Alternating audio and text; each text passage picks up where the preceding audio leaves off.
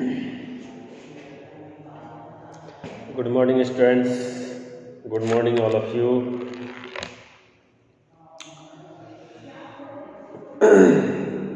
आज online platform से आपको क्लास देने की जो सुविधा दी जा रही है,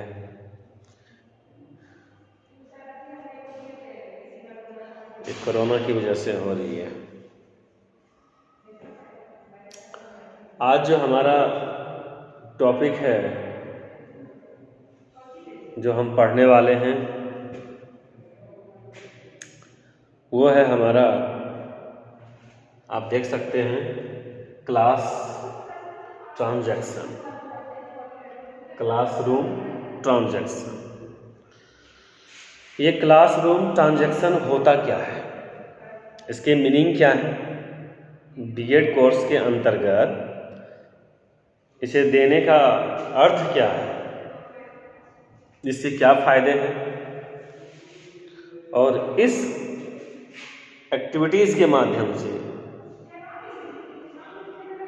हमारे क्लासरूम पे क्या प्रभाव पड़ता है, आपके शिक्षण कौशल पर क्या प्रभाव पड़ता है, और आपके क्लास मैनेजमेंट में कैसा प्रभाव पड़ता है। तो हम एक बात को बार बार जिक्र करते हैं कि बीएड कोर्स के अंतर्गत ये एक टीचर्स ट्रेनिंग कॉलेज है। जिस प्रकार आर्मी की ट्रेनिंग होती है युद्ध के लड़ने के लिए, उसी तरह से हम बीएड कोर्स करते हैं टीचर्स ट्रेनिंग के लिए। यानी शिक्षक को प्रशिक्षण दिया जाता है, और प्रशिक्षण के दौरान जब आप इस व्यवसाय को चुनते हैं, इसमें अपना करियर बनाते हैं, तो वहाँ पे ये सारी बातें, ये सारा जो नॉलेज है आपको वहाँ पे फायदा देता है, उपयोगी साबित होता है। तो यूनिट 3 का जो टॉपिक है ये, उसमें हम आप देखेंगे जाके कि क्लासरूम जो ट्रांजैक्शन होता है क्या होता है। तो जब भी क्लासरूम होगा तो उसमें कौन कौन होगा, उसमें कितने लोग पार्टिसिपेट करेंगे, क्लासरूम में कितने लोग सहभागी होंगे। तो उसमें हमारा मुख्यतः 2 लोग होते हैं। 2 लोग कौन होते हैं? 2 लोग कौन होते हैं? 2 लोग कौन होते हैं? तो एक होता है टीचर,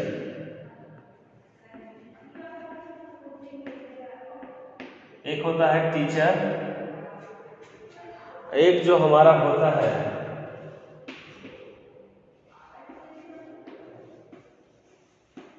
स्टूडेंट्स।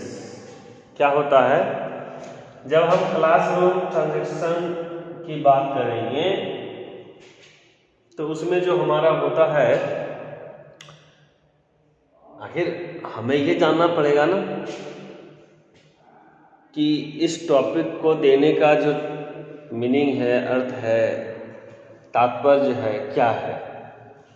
तो इस टॉपिक को देने का यही अर्थ है कि जब हम क्लासरूम में होते हैं, शिक्षक और जब छात्र होते हैं, विद्यार्थी होते हैं, तो उन दोनों के बीच में जो लेन देन होता है, वो लेन देन कैसा होना चाहिए, किस बेस पर होना चाहिए, क्या आपके नॉलेज को वो आगे बढ़ा रहा है कि नहीं, आपके ज्ञान के लिए उपयोगी है कि नहीं, तो किस आधार पर होना चाहिए, और आपके नॉलेज को बढ़ाने के लिए कौन कौन से मेथड यूज होंगे, आपके नॉलेज को बढ़ाने के लिए कौन कौन सी विधियां प्रयोग की जाएगी। आज हम इस टॉपिक पे चर्चा करेंगे कि आखिर ये जो है क्लासरूम ट्रांजैक्शन जो है ये क्या है। क्लासरूम ट्रांजैक्शन क्या है, है ना। तो हम इसमें जानेंगे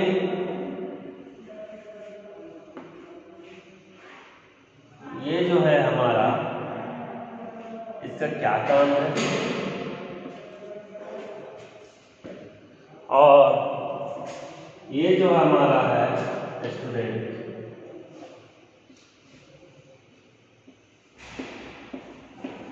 इसका क्या काम है। जब हम दोनों को यहां से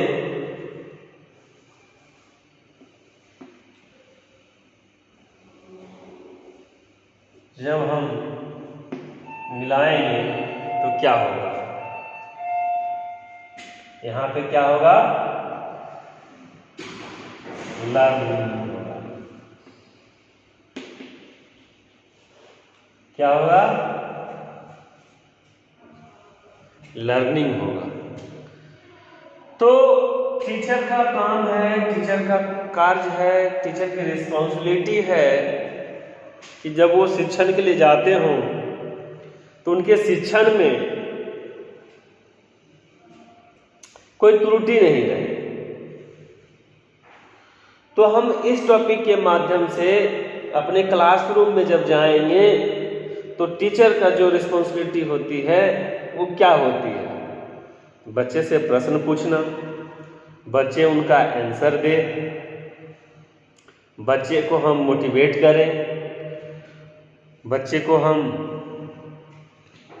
महापुरुषों की कहानी समझाएं, बच्चों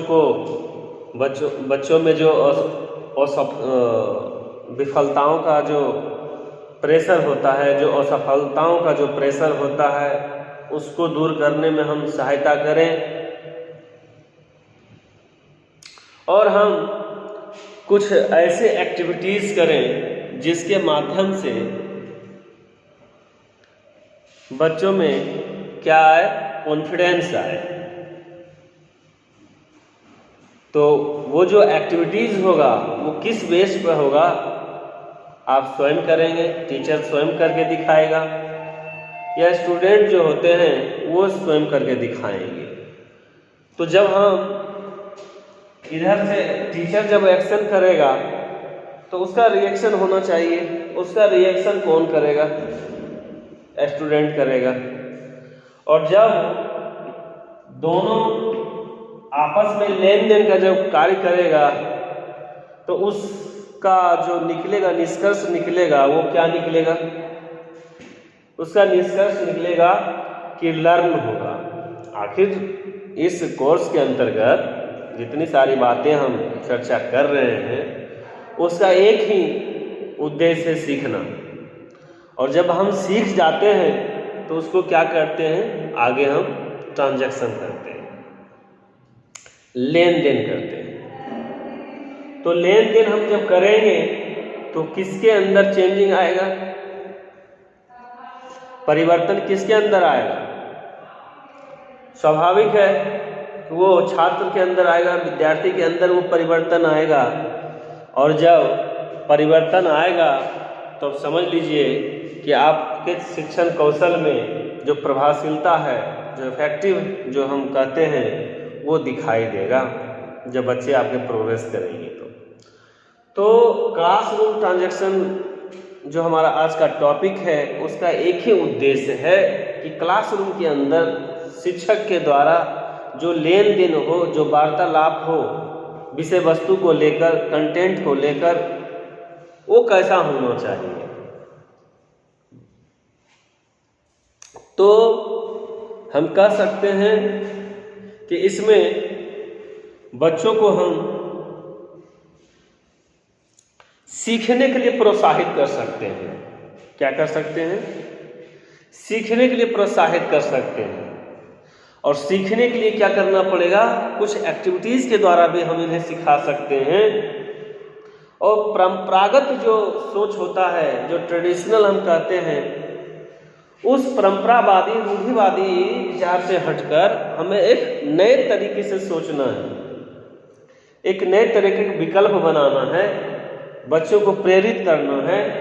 तभी क्या होगा, हमारा जो कक्षा जो लेन देन है, क्लासरूम जो ट्रांजैक्शन है, ये हमारा टॉपिक पूरा हो पाएगा, हमारा उद्देश्य पूरा हो पाएगा। और इस टॉपिक के माध्यम से जो हम बच्चों को मैसेज देना चाहते हैं वो हमारा उद्देश्य पूरा होगा।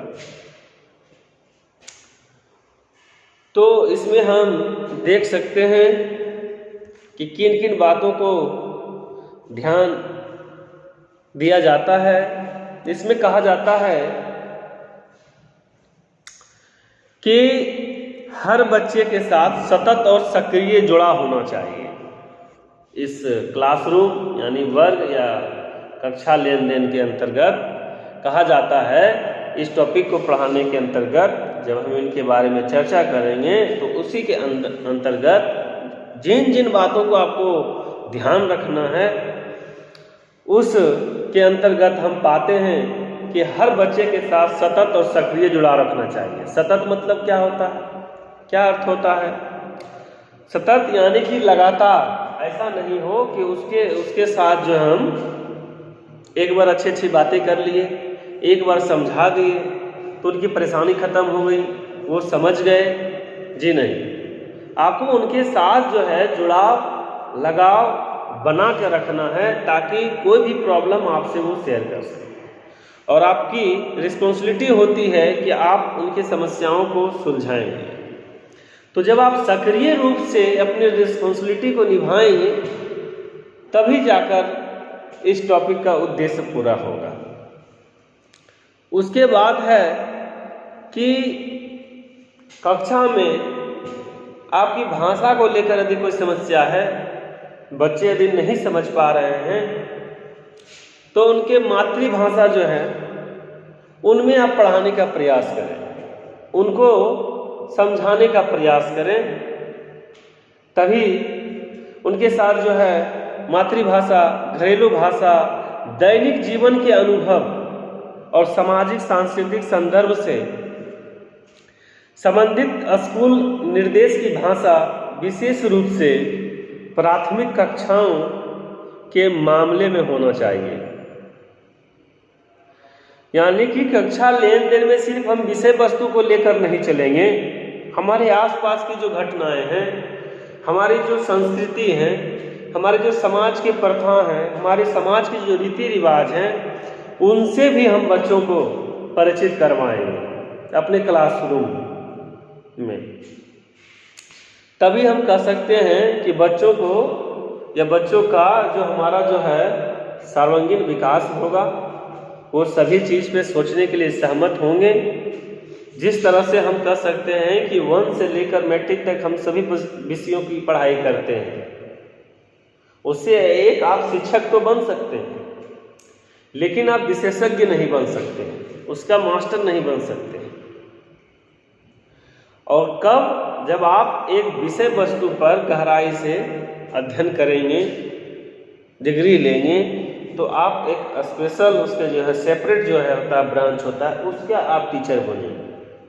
शिक्षक तो बन रहे हैं, लेकिन यहाँ पर एक बात जानना और ज़रूरी है कि 1 से 10 तक जो हमें शिक्षा दी जाती है उसमें सभी विषयों की शिक्षा दी जाती है, सभी विषयों की शिक्षा दी जाती है ताकि उनमें सभी विषयों का जो एक बेस होता है वो तैयार किया जाता है ताकि हम अपरिचित नहीं रहें और सभी विषय की जानकारी हमें होनी चाहिए और यह जरूरी होता है। तो हम इस टॉपिक के माध्यम से मातृभाषा पर ध्यान देंगे, अपने दैनिक जीवन के अनुभव पर ध्यान देंगे, अपने विद्यालय के जो निर्देश होते हैं उस पर ध्यान देंगे, अपनी सभ्यता और संस्कृति से, समाज की प्रथाएं से, है ना, बच्चों को परिचित करवाएंगे। तो इस टॉपिक के माध्यम से हमें इन बातों पर ध्यान रखना होता है। फिर कक्षा में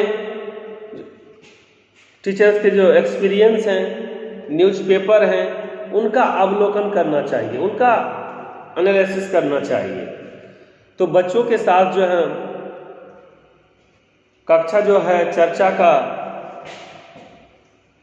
कक्षा में चर्चा के माध्यम से हम उन पे इन सारी बातों का हम एक साथ देने का काम करते हैं।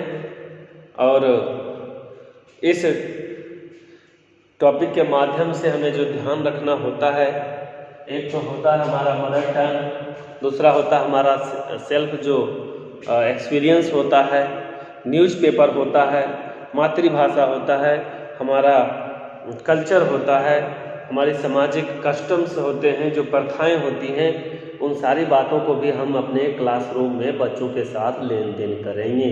तो क्लासरूम ट्रांजैक्शन का जो टॉपिक है उसका उद्देश्य पूरा होगा। तो आज का जो ये टॉपिक है यहीं तक रहा। फिर नेक्स्ट क्लास में हम इसके बारे में एक और क्लास लेंगे, उसके बाद फिर आपको PDF हम प्रोवाइड कर देंगे। उससे आपका लेक्चर के साथ साथ आपके नोट्स भी तैयार होते जाएंगे, जिससे आपको परीक्षाओं में सुविधा होगी। तब तक के लिए थैंक यू। आपका दिन मंगलमय हो, शुभ हो।